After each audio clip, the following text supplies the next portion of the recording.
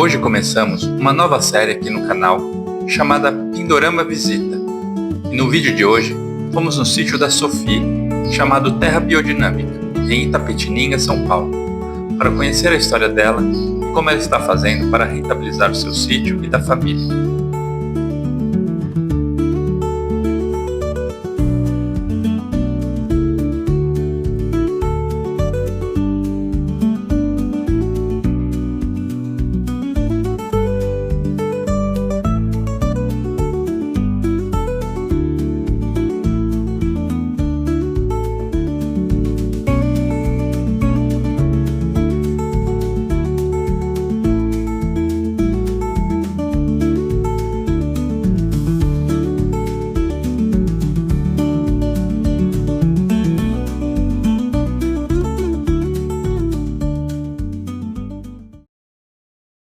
Também sou ser humano, eu também estou degradando.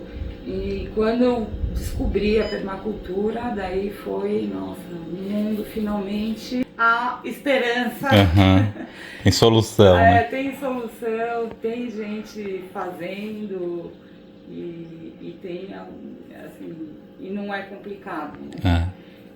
E aí depois que eu fiz esse curso, eu fui... eu morei um tempo em Ubatuba, né?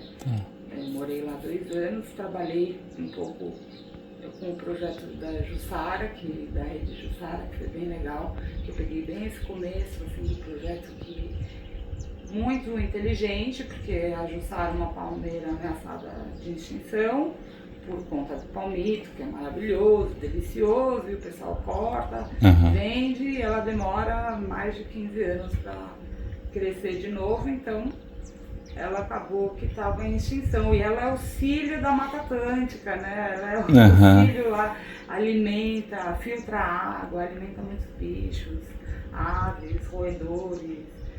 Então ela garante muito a alimentação da fauna e eu fiquei encantada com esse projeto de mostrar para as comunidades dos palmiteiros como ela vale mais estando de pé, vale mais financeiramente, porque aí rolou todo esse projeto de conscientização, de fazer, de colher o fruto, de despolpar, fazer em comunidade ali, até conseguir construir uma cozinha de beneficiamento. E aí eles foram vendo, porque além da polpa que você vende congelada, você vende a semente, que depois que você despolpou, ela tem 90% de germinação. Então eles também tinham, e como tem muita demanda, né, de semente para reflorestamento, então eles também vendem super bem a semente. E hoje em dia é um projeto enorme, né? Tem Jussaí nos mercados, né, que é o açaí de Jussara, que começou lá aqui, né, nessa região de Registro, Ubatuba, começou com essas comunidades, com um apoio de institutos, né, e aí no fim até a Petrobras investiu também, e hoje em dia essas comunidades que fornecem a matéria-prima para o Jussaí, que está no Brasil inteiro. E como eu tinha essas inquietações, e cresci em São Paulo e queria fazer alguma coisa, né, com essas minhas inquietações, então eu tive a oportunidade de morar lá, experimentar isso, então lá a gente criou uma associação. Isso foi que ano? Isso foi em 2008, 2007, 2008. Esses 2 anos que eu morei lá, então a gente montou uma associação do bairro lá, da comunidade. E aí pronto, é só um estágio que depois que eles entenderam, daí vai. Isso. Né? Então hoje em dia eu fico muito satisfeito quando eu vou lá, porque eu vejo que a comunidade está bem mais... como é que fala? Tá autônoma, tomam as decisões entre eles já têm também noção do cuidado que tem que ter com o meio ambiente, porque esse é o carro-chefe deles para receber as pessoas. e para ter qualidade de vida lá, né? Então os tratamentos de água, a gente fez banheiro seco modelo lá, porque é uma cidade, é um vilarejo que não tem tratamento de água, né? Sabesp. Então a gente fez essas pequenas iniciativas para mostrar que tem solução, assim, boa, né? Banheiro seco dá para fazer um banheiro seco bem bonito, assim, top. Como um exemplo, mas também a fofa bananeira, que é super legal, a gente também fez. E aí eu tava lá, mas bom, eu mesma não tava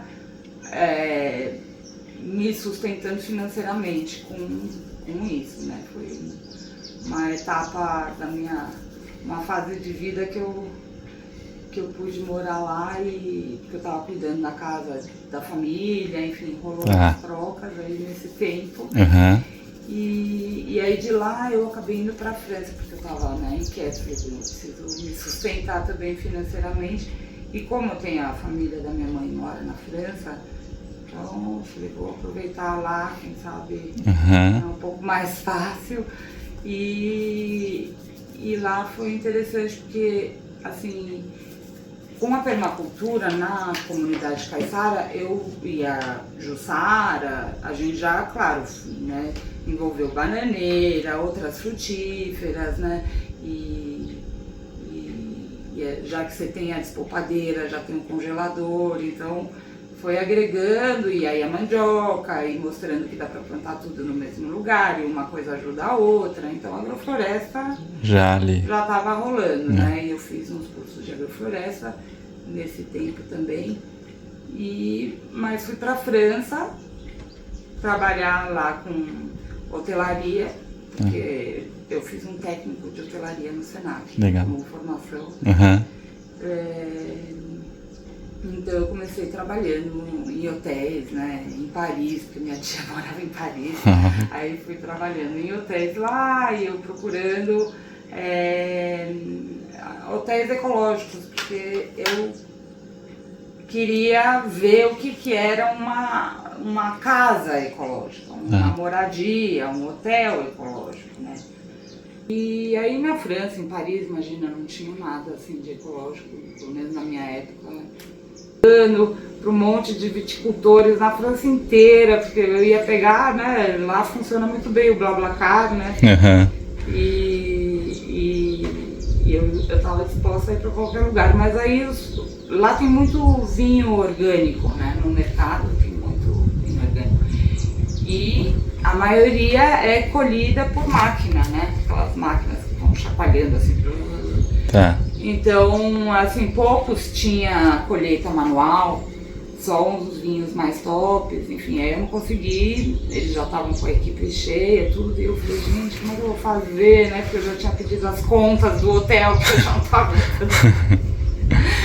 Aí eu acabei lembrando de meu pai veio uma vez em São Paulo, né, na casa deles, em casa, e trouxe um vinho, assim, ele falou, esse é o melhor vinho que eu já tomei na minha vida, porque, né, o trabalho dele lá, as negociações e reuniões, tomar vinho, e aí eu fiquei olhando ali a embalagem, eu vi lá, bem pequenininha, agricultura biodinâmica, e aí eu já tinha tido contato com a antroposofia, desde pequena, porque a gente só tomou homeopatia, então na hora quando eu li sobre a agricultura biodinâmica, que eu já peguei logo o livro do Rudolf Steiner. Seus pais já conheciam? Meus pais conheciam conheciam os remédios antroposóficos, era homeopatia, Veleda, né? Então eu tinha esse contato, e eu não sabia assim de agricultura biodinâmica. Mas eu peguei um livro, comprei o livro do Rudolf Steiner de agricultura biodinâmica, que é super difícil de ler, porque é um livro de 1920, enfim, e fui entendendo ali, falando, nossa, ele fala dos ácidos, né, porque minha família, origem da Europa francesa, é de astrólogas. Oi, legal. Tias, avós astrólogas, tias são astrólogas, não de, a minha tia-avó era astróloga de profissão, assim, mas minhas tias até hoje, a conversa sempre tem astrologia. E hoje Netuno está em quadratura com Júpiter, é assim, enfim. Sabe, até telha, eu lembro de pequena, assim, falarem, nossa, a gente está dando goteira, mas também a gente trocou a telha em tal dia que tinha tal posição astrológica, astronômica, e enfim, então isso deve ser... Influenciava. Isso, influenciava, né? Tudo influencia, porque Sim. É isso, a gente está num universo cheio de influências, né? Vibracionais. E é vibração, né? Energia, vibração, a ciência controla também. Tem essas influências. E aí, quando eu li o livro dele falando sobre isso, a influência dos ácidos nas plantas e os preparados biodinâmicos, nossa, eu fiquei muito encantada. Eu tinha lido isso na época que eu estava ainda no Brasil, antes de ir para a França. Então, quando eu estava lá na França, que os orgânicos não estavam me abrindo as portas, eu lembrei do biodinâmico e entrei lá no site Demeter, né, que na França, na Europa é bem conhecido esse selo Demeter de biodinâmica. E lá tinha lista, assim, de todos os viticultores biodinâmicos. Eu fui já logo no primeiro, né? E foi, assim, abriu as porteiras. Então eu fui para Alsace, né? Que era o primeiro da lista. Alsace é a região nordeste da França, que também é muito interessante, porque é a origem da minha família. Olha. Então foi essas sincronias, né? Que eu também sempre, como uma pisciana, sempre senti, né? Essas sincronias, as coisas mais sutis.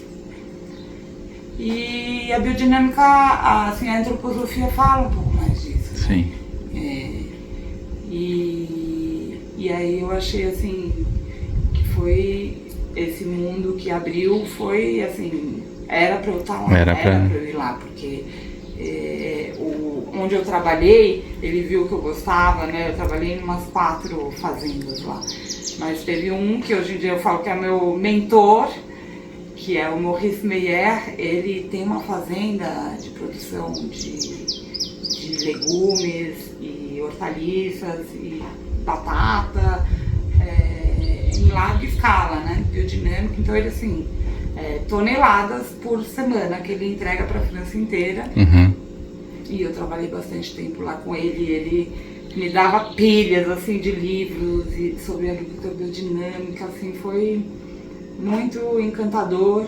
E o que eu mais gostei, assim, falando da astrologia, né, tem a Maria Thun, uma senhora, enfim, já falecida da época do Rudolf Steiner, que ela fez os testes, ensaios científicos da influência dos astros, das posições astronômicas nas plantas. Então, nas raízes, nos frutos, nas flores e nas folhas. E ela tirava foto, né? Ela marcava, essa posição, aí via o resultado.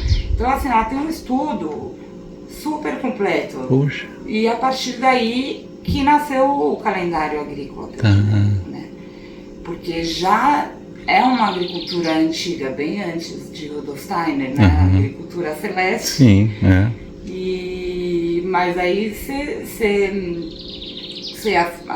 estuda um pouco mais, aprofunda mais, e hoje em dia você tem o calendário agrícola astronômico que vem desse estudo concreto. E é isso, nenhum dia é igual ao outro, né? Os astros estão em movimentos, cada um tem um movimento diferente, então um ano não é igual ao outro, uma lua cheia não é igual à outra, e isso é muito legal ver, porque quando você vê no alimento, é interessante, porque é a prova de que na gente também, a gente tem essas influências também. Então, assim, para mim, o trabalho com a terra é muito... É uma fusão, né? Assim, é uma coisa muito... para cá, a gente está trabalhando na terra, mas ele abrange a vida. Sim. Né? E trabalhar com uma fazenda é você também, uma fazenda na visão da agricultura biodinâmica, mas é só uma coisa que faz sentido. É como se fosse, você quer criar um organismo vivo, ele tem que ser um organismo vivo e dinâmico. Nenhum dia é igual ao outro, uma coisa vai alimentar a outra, uma coisa ajuda a outra. Se tem algum lugar que tá meio doente, você cuida ali, sabe? É como um organismo mesmo. Tem que estar ativo, tem que estar em movimento, tem que ser alimentado, em todos os planos, assim, né? Que legal. Até motivacionais, né? E então, assim, foi muito legal ver isso na Europa, na França, que eu vivenciei bastante nessa região. E eu tava lá, assim, achando que minha vida ia ser isso,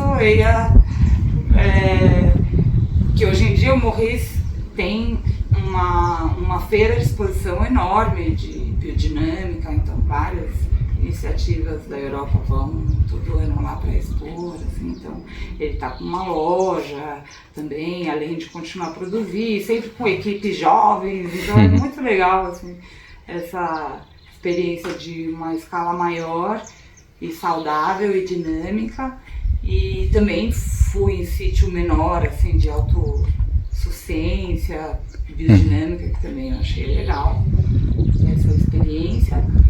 E quando eu tava lá, meu pai me ligou falando que ele me chamando para eu vir para cá para cuidar da fazenda. Sim. Dos meus avós, porque eu acho que ele achou que a gente aqui ia ter a mesma facilidade que eu estava tendo lá na França. Só que na França tem subsídio, né? Sim. A agricultura é subsidiada porque você precisa mesmo dar um apoio para quem está produzindo a comida, né? E aqui no Brasil é totalmente diferente.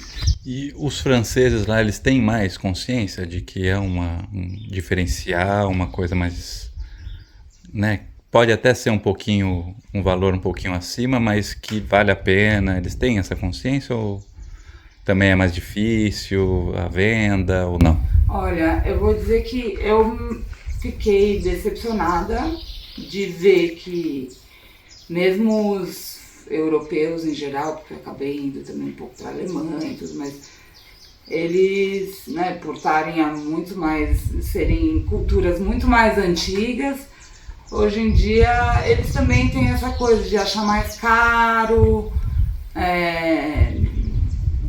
Lá com certeza tem muito mais mercado, né, para orgânico, para biodinâmico, comparado com o Brasil, mas ao mesmo tempo eu via mesmo que as famílias às vezes compravam só um pouquinho pro filho comer, pro bebezinho comer. E eu falava, gente, eles têm informação, então ali alguns... Tem renda. Né, tem renda. Mesmo assim... Mas mesmo assim a gente ainda precisa ter mais consciência, todo mundo em geral, né, do que você quer investir, porque tem lá o carrinho super moderno, o carro top, mas na hora de comprar o alimento, o seu alimento, eles também têm essa coisa de comparar os preços, mas é mais forte lá, com certeza é mais forte a agricultura orgânica e biodinâmica. Aqui no Brasil, eu acho que a gente tá mais... eu acho que aqui no Brasil as pessoas estão mais dispostas a fazer agricultura agroecológica, orgânica. Quem está na roça, mesmo que não tenha as ferramentas, gostaria. Eu vejo muita gente que gostaria. Quem vive da roça aqui no bairro, tem gente que, né, a vida toda plantou abóbora, milho.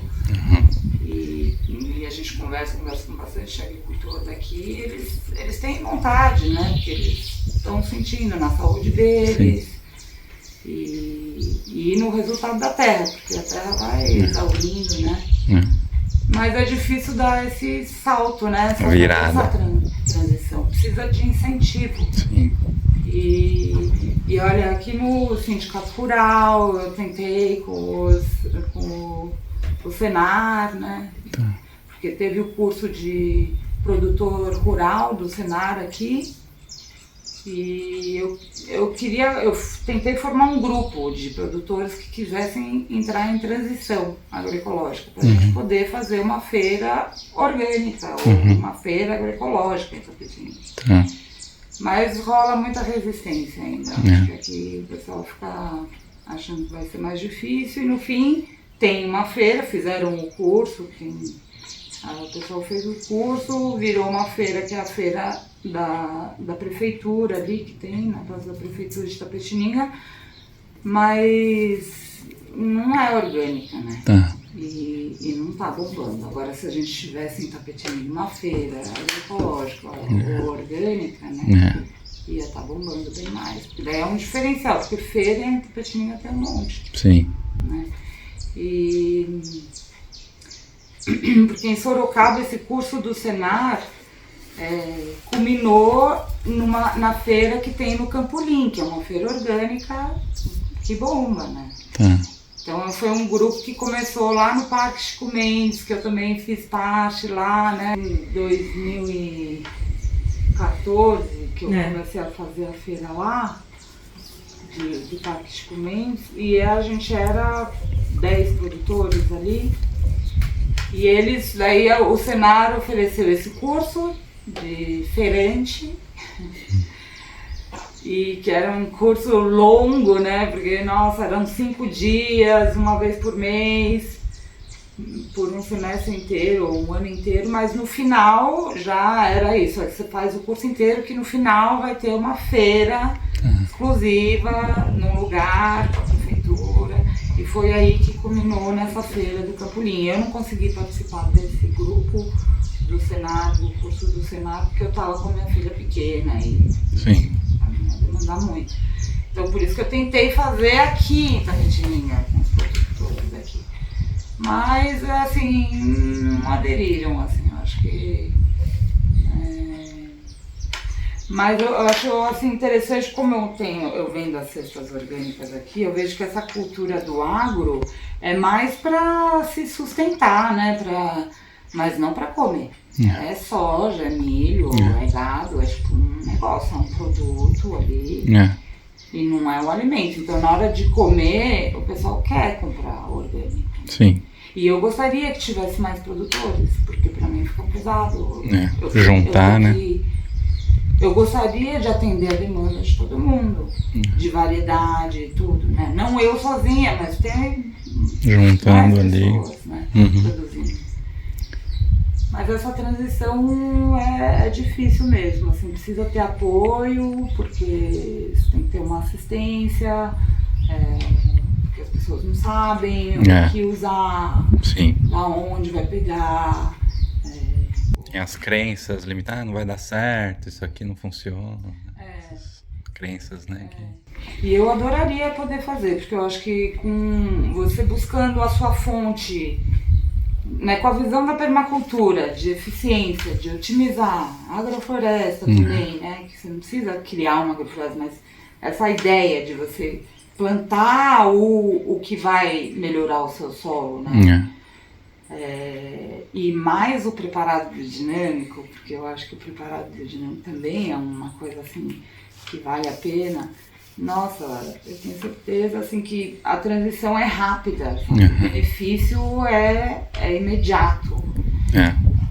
Mas precisa ter alguém para ir lá, né? Para mostrar para esses produtores, para ensinar, falar, vamos fazer assim, vamos pegar o esterco daqui, vamos, né? Então,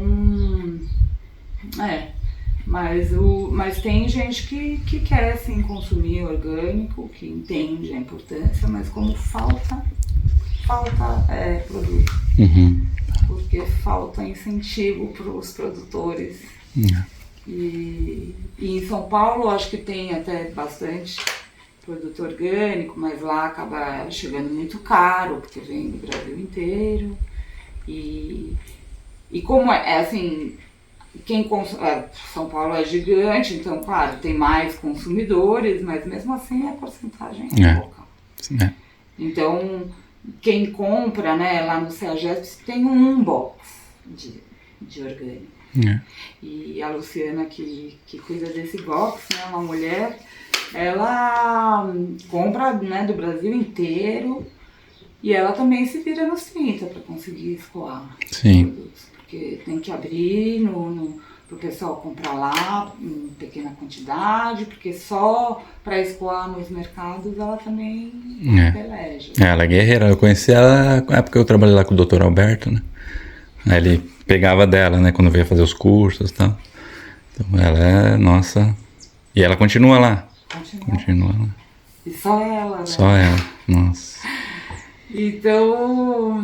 Mas você estava falando lá, voltando um pouco, que você então foi lá na França, fez, aí seu pai então chamou... Meu pai chamou para eu vir cuidar da fazenda daqui, porque essa fazenda, assim, meus avós, parte de pai, vem daqui, dessa região, vem de Tararé, e então meu avô, eles foram cedo morar em São Paulo para trabalhar, ele tinha essa saudade daqui, né? Então ele comprou um sítio, quando ele começou a melhorar de vida lá em São Paulo, comprou um sítio, aí foi aumentando e virou uma fazenda grande.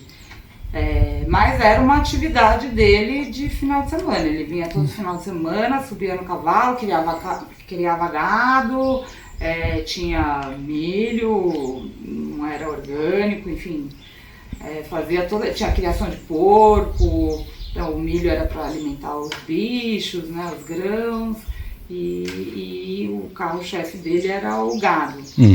E ele gostava, assim, de vir, eu vim também, desde que eu nasci, venho pra cá. Mas, aí minha avó, a gente tinha perto da casa lá, tinha o pomar e a horta orgânica. Pra nós, o consumo. Mas, né, então assim, a gente tem consciência, né? Mas aí tem essa coisa, essa crença de que em maior escala, né, a gente vê ainda como um produto, né? Produto, o animal é um produto, né? E tem que estar tudo ali escalonado, com provisão e tudo mais. Então por isso que é importante ter mesmo um subsídio, porque você fica inseguro mesmo, porque você vai ter um mau tempo, uma tempestade, pode destruir tudo, enfim, tem tantas variáveis que se você não tem um apoio ali, né, eu acho que os agricultores, pequenos agricultores,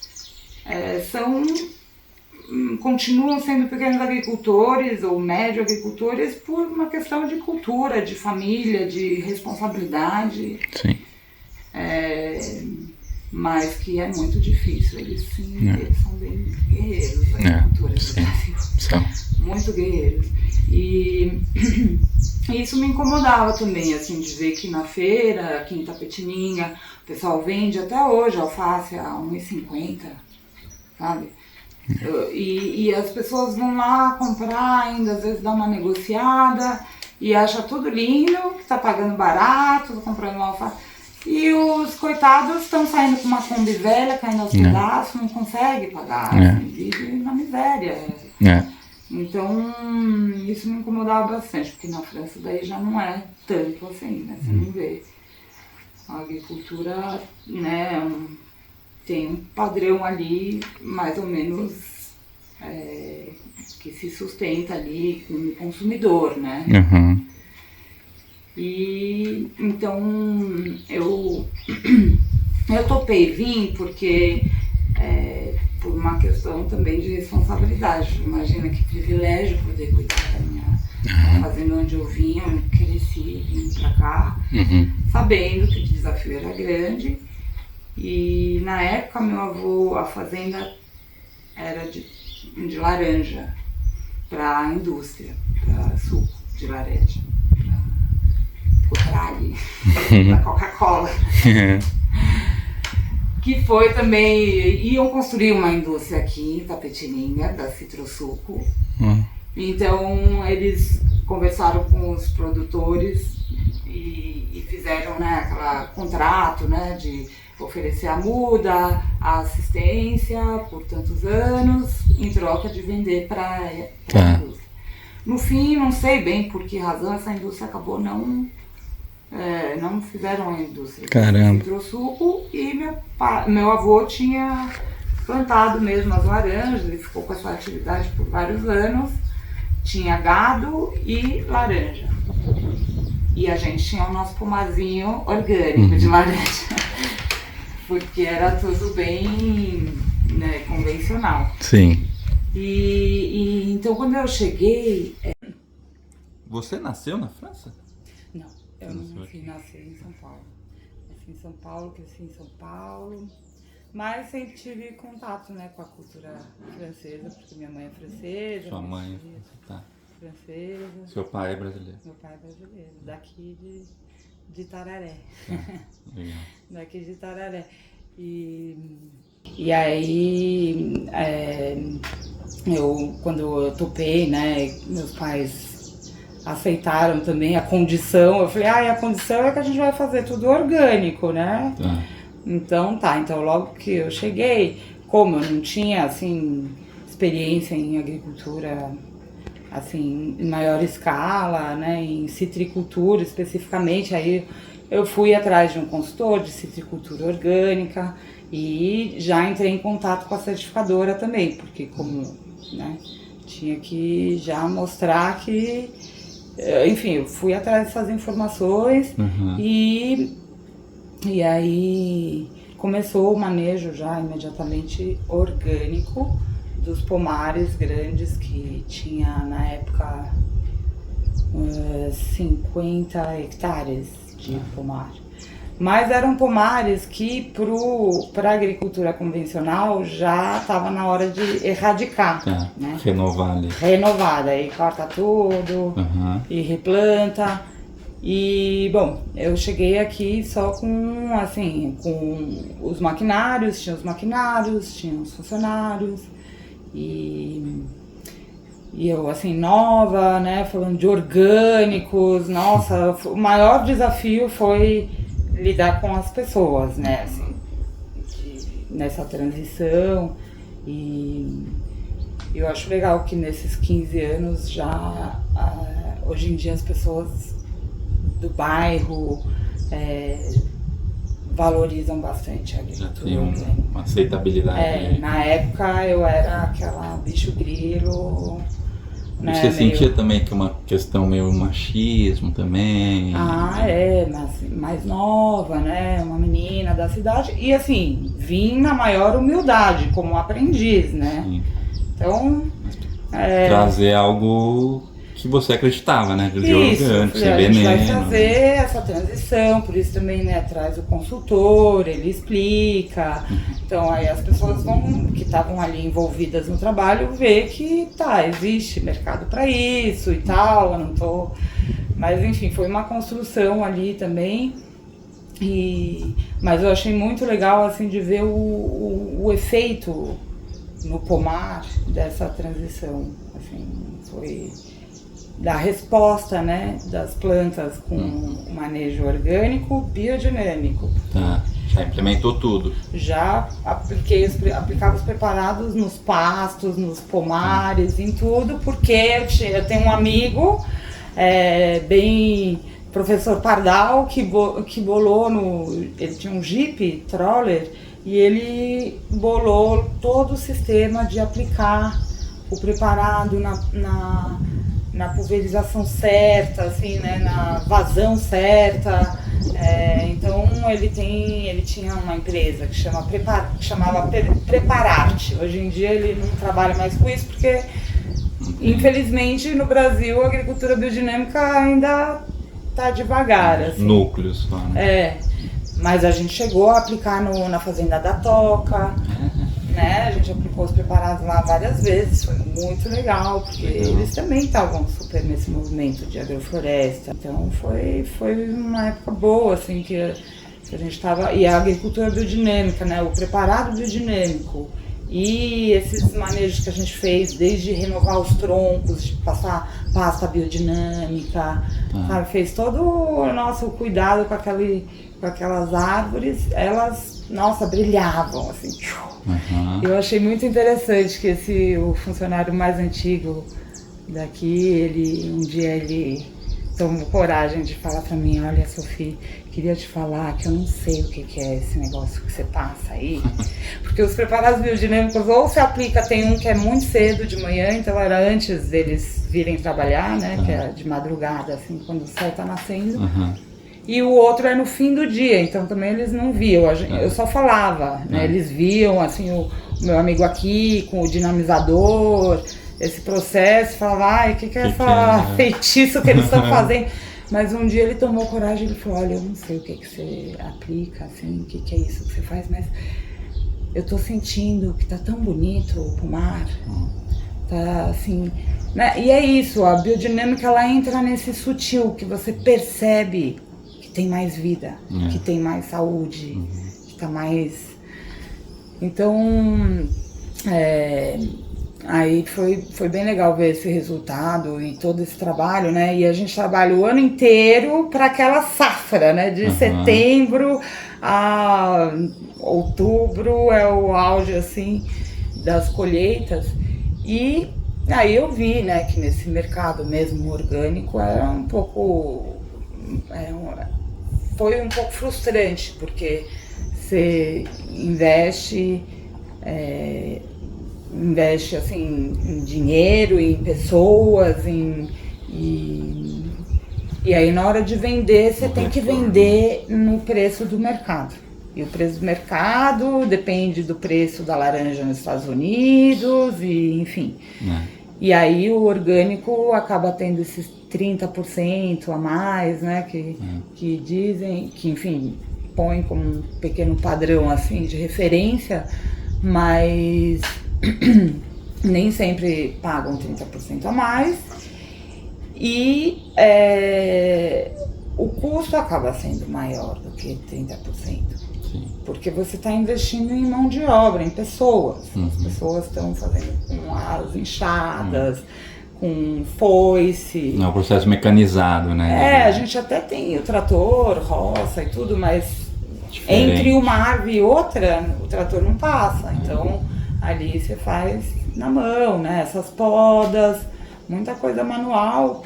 E então é legal, porque você acaba investindo em famílias ali que estão também tendo qualidade no trabalho, né? A gente está trabalhando com uma coisa que não vai prejudicar a saúde dela e aprendendo, né?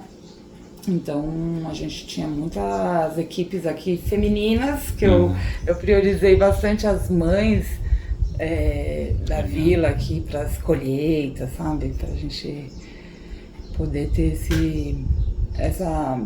dar essa oportunidade, né, para as mulheres que estão aí mais em casa e querem trabalhar. Então, como era de safra, né, foi bem legal. Claro, tinha homem, tinha mulher, mas eu dei uma incentivada no grupo feminino, porque colher é uma delícia.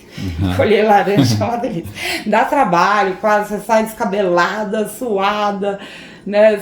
Mas é uma delícia. Pôr a escada ali, você abraça aquela árvore ali, e você vai tirando todas aquelas bolinhas amarelas. É muito gostoso. E isso você ficou durante quanto tempo assim, com essa produção? Eu cuidei das laranjas por 6 anos. 6 anos que eu consegui estender a vida delas, né? Só que teve logo que eu cheguei, dos pomares, então eram 3 pomares grandes, um pomar tava bem velhinho, assim, não ia valer a pena. Então esse a gente tombou as árvores para elas se degradarem ali, né? Estavam meio secas, e plantamos adubação verde em tudo e fizemos um novo plantio consorciado. Então eu tinha laranja com banana, mandioca e abacaxi e pupunha.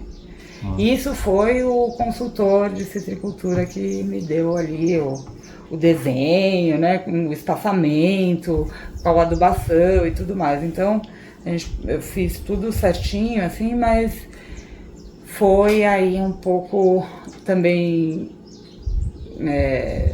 meio desastroso, assim, no decorrer do negócio. Porque era um trabalho manual para carpi, abacaxi, numa área de 10 hectares, assim,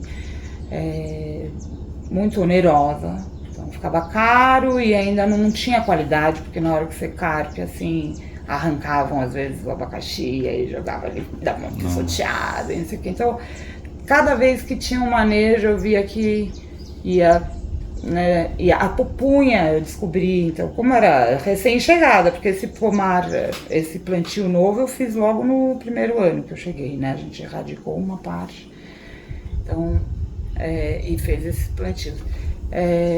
A pupunha que eu descobri que depois que é da Amazônia, né, então ela precisa de um microambiente, ela cresce bem aqui, mas se plantar ela a pleno sol, uma área que tinha braquiária, mesmo que a gente já plantou adubação verde, ela sofre. Ela sofre. Então as pupunhas que a gente tem aqui eram as que a gente coroava, né? A gente coroava, limpava o pé, adubava.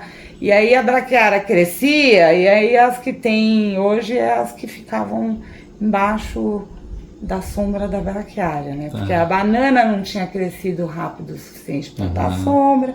Então tinha ali uns macetinhos que na prática, quem faz, daí vai poder dar uma dica, né? Melhor. Sim. A ideia era boa na teoria, mas na prática tinha uns detalhezinhos. Sim. E no fim, a mandioca também não valia a pena vender a colheita e vender porque não valia muito. E então a gente acabou que ficou uma área assim que eu deixei elas crescerem por si. A gente manejou por uns 3 anos. E aí eu vi que estavam as frutíferas ali meio remando, pelejando. Então eu falei, vamos deixar assim em pousio e ver o que dá, né? E hoje em dia é um pasto bem sombreado. Então é o melhor pasto que a gente tem. Porque tem os eucaliptos, tem umas árvores de farinha seca, tem umas nativas, porque no meio das frutíferas, das laranjeiras eu plantei também umas nativas, assim. E então é um pasto bem muito bom. E uma partezinha menor desse plantio que não tinha dado certo, uma parte menor de 1 hectare, eu fiz um manejo mais adensado agroflorestal. Falei, não, eu vou recuperar essa área aqui, vou fazer dar certo. Daí comecei a plantar mais coisa, né, para incrementar ali, e milho nas entrelinhas, e batata doce, e mais mandioca, enfim, foi incrementando bem. E aí foi dando bastante alimento, né? Bastante alimento. Aí eu comecei a fazer as feiras. Lá em Sorocaba, a feira em Itapetininga. E aí, em paralelo a isso, eu tive a filha, né? Tive a Olivia. E aí eu também me questionava as escolas, né? Assim, o que estavam ensinando, o modelo de escola. E no fim a gente acabou criando um grupo e montou uma escola Waldorf, né, em Itapetininga, que assim, eu gosto do estudo que tem por trás, né, porque o Rudolf Steiner, ele não criou nada para virar uma coisa fechada. Sim. Né, pedagogia Waldorf é assim, um dogma, né? o script dela, né, o script da agricultura biodinâmica, não.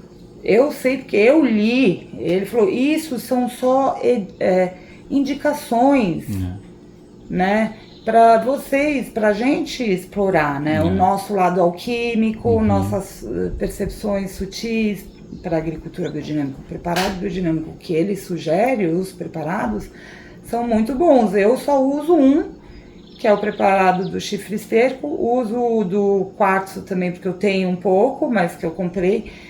Mas os outros preparados de composto eu acho muito inteligente, muito legal, mas eu não tenho esses materiais aqui, eu não tenho crânio de cervo e tudo mais.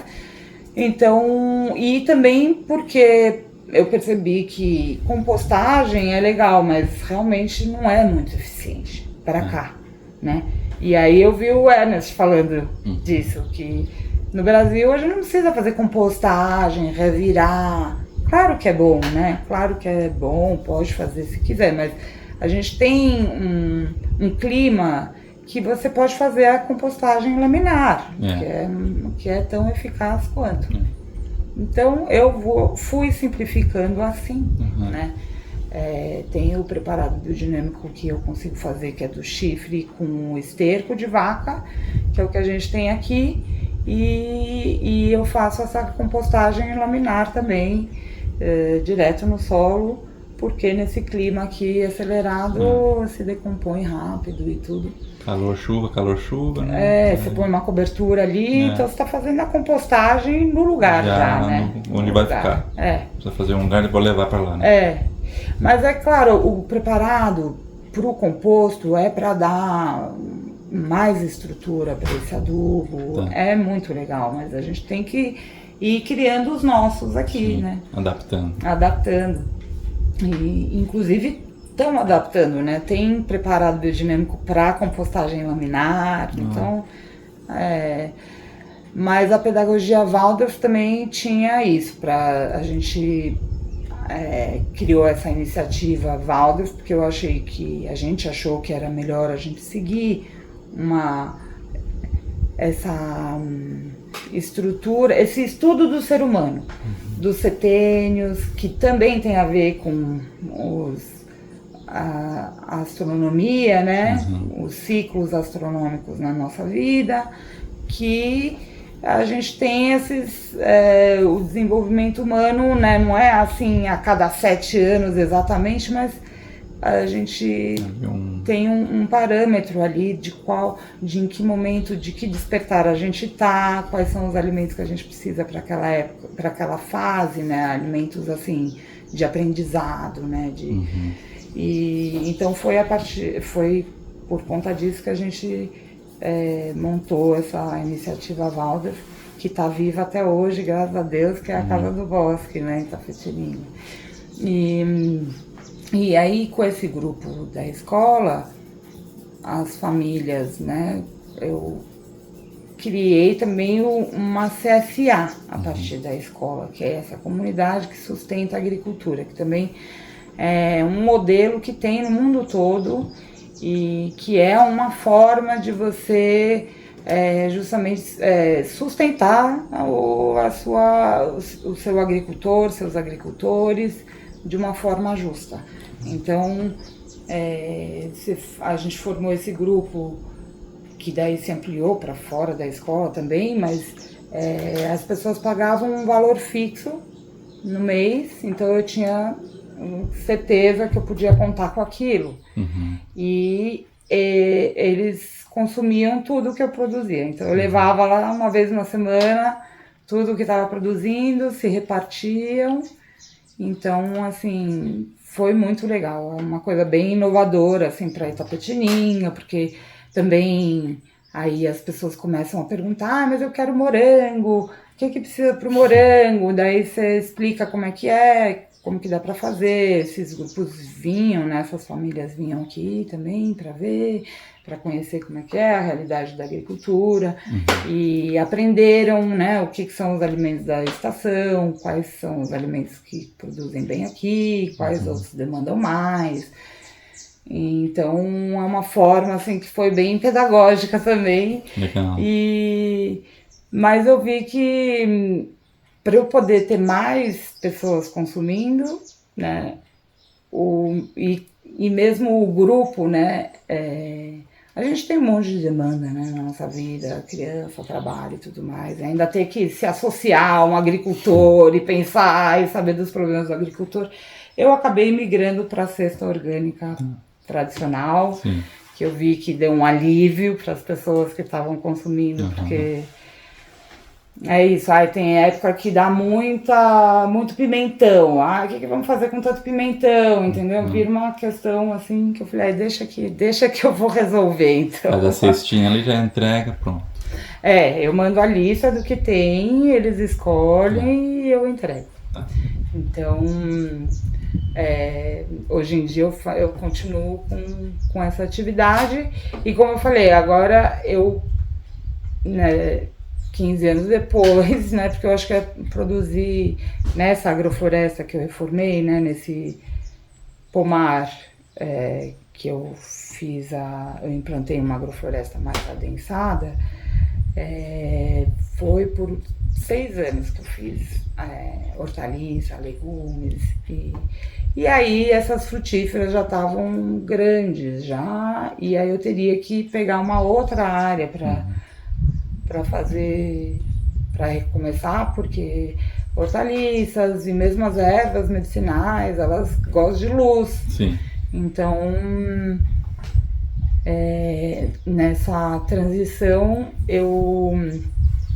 hoje em dia eu consegui finalmente agregar uma outra família de produtores orgânicos, então eles produzem só as hortaliças, verduras, e eu acabo vendendo as frutíferas que a gente tem das agroflorestas. E então é isso que a gente vai ver daqui a pouco, como que estão esses plantios. E aí, porque nessa transição, por conta do meu segundo filho também, né, as demandas de escola e de tudo mais, por uma necessidade, porque eu via que assim, o trabalho, né, de cesta orgânica, de produzir, era todo dia ali, tá, as crianças estão vendo eu indo e falando como que tem que fazer, e vamos fazer, e não sei o quê, mas as crianças não queriam participar, porque elas viam que era difícil, né? Meus filhos, né, não queriam tanto participar. Ao mesmo tempo, eles amam, né, a fazenda, curtir a fazenda e tudo, e eu queria achar uma forma deles estarem junto e curtirem isso, porque para mim o maior prazer é eu pegar um facão e manejar bananeira, eu adoro isso, para mim é um luxo poder ter esse momento, mas eu tava com essa dificuldade, né, de gerenciar, ser mãe, empreendedora e tudo mais, e aí na pandemia, eu falei, eu vou criar essas vivências, eu preciso, porque as pessoas precisam poder respirar um ar puro, sair um pouco das casas, eu quero oferecer não quero ficar só eu sozinha aqui com meus filhos curtindo isso. E aí eu comecei a fazer as primeiras vivências rurais, né, e aberta para famílias, com crianças. Eu sempre enfatizo que as crianças são muito bem-vindas. Sim. E foi muito legal, assim, tem sido muito legal o que eu faço, eu continuo fazendo essas vivências, e que é assim o dia inteiro de roça, uma imersão, a gente colhe, primeiro, né, tem esse desfrute assim de passear e colher e sentir os cheiros, e aí depois a gente faz uma atividade de troca, né, depois que a gente colheu, a gente planta ou faz um cuidado, dependendo da época. Então no inverno faz podas, tem todo, né, explicar por que a gente faz as podas no inverno, como que as plantas são igual a gente, né, no inverno a gente fica mais, precisa se cuidar mais de dentro, tá mais recolhido, porque tá frio, então você ajuda elas, né, você poda elas porque elas estão lá com as raízes vivas, querendo cuidar das raízes dela. Então, assim, é muito natural, assim, as crianças entendem isso, né? Os adultos relembram, né, que existe uma lógica natural. E sem precisar falar muito, sem precisar explicar muito, a gente aprende pra caramba aqui nessas vivências. E aí faz um almoço, né? Um almoço com as coisas daqui, até a sobremesa, bolo de mandioca, usa tudo que tem.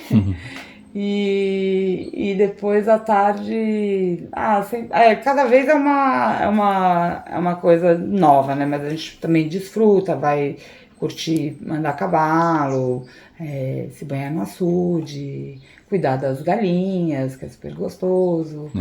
E aí no final do dia a gente aplica o preparado na fogueira, porque você entra nesse momento que é sutil, esse fim do dia, né? A gente fica fica mais bonito, tá todo mundo mais relaxado.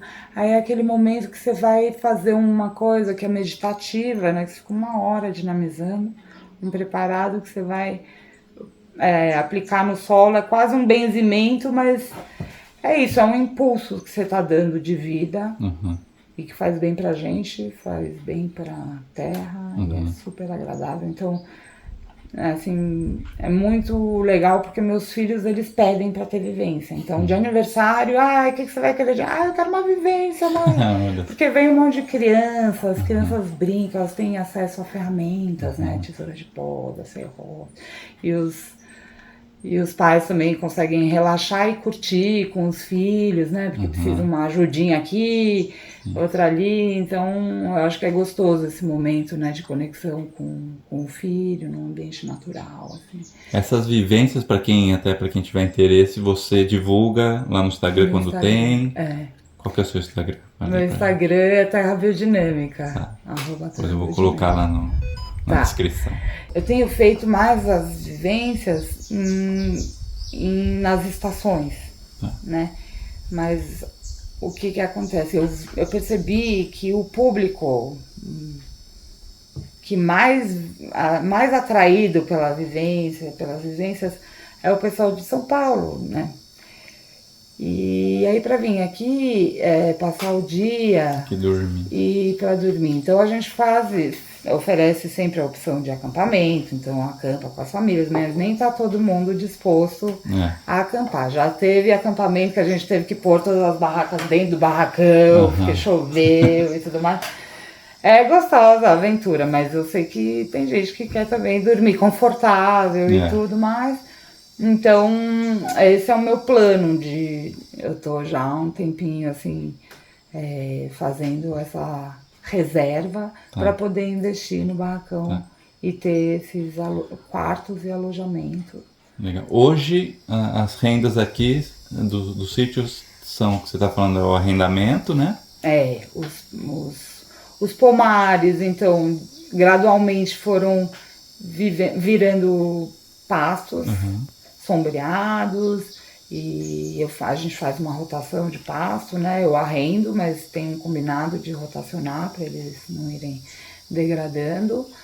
E então essa é uma renda mais fixa ali. As cestas orgânicas que eu entrego toda semana com mel, porque eu queria ter essa diversidade para mim. Eu gosto de mel, tem lugar para mel, é bom as abelhas aqui polinizarem as frutas, então a gente também tem um pequeno apiário. Legal. Então todos esses produtos eu faço bastante coisa com as ervas medicinais também, então tem esses plus, né, esses produtos aí que eu faço com maior prazer, que é uma coisa que eu gosto de consumir e acabo conseguindo vender para outras pessoas. E as cestas orgânicas toda semana, ela paga a despesa assim, de manutenção daqui, que é manejar as agroflorestas, adubar, roçar, né? Enfim, eu tô sempre plantando mais coisa. E o legal das vivências também, como eu otimizo bastante as coisas, é que eu planejo as vivências, por isso que até as últimas têm sido mais espaçadas, porque eu planejo pra gente ir aumentando as áreas de agrofloresta, né? Então eu deixo preparado ali, faço a mise en place, tem tudo aí, quando vem as famílias, deixo os canteiros preparados e tudo, as mudas, tudo certo. Aí eles vêm para fazer a parte mais gostosa, né? Sim. Porque é só um dia também. E ter esse contato com a terra, com a terra então elas vão crescendo, vão se ampliando as áreas de agrofloresta gradualmente.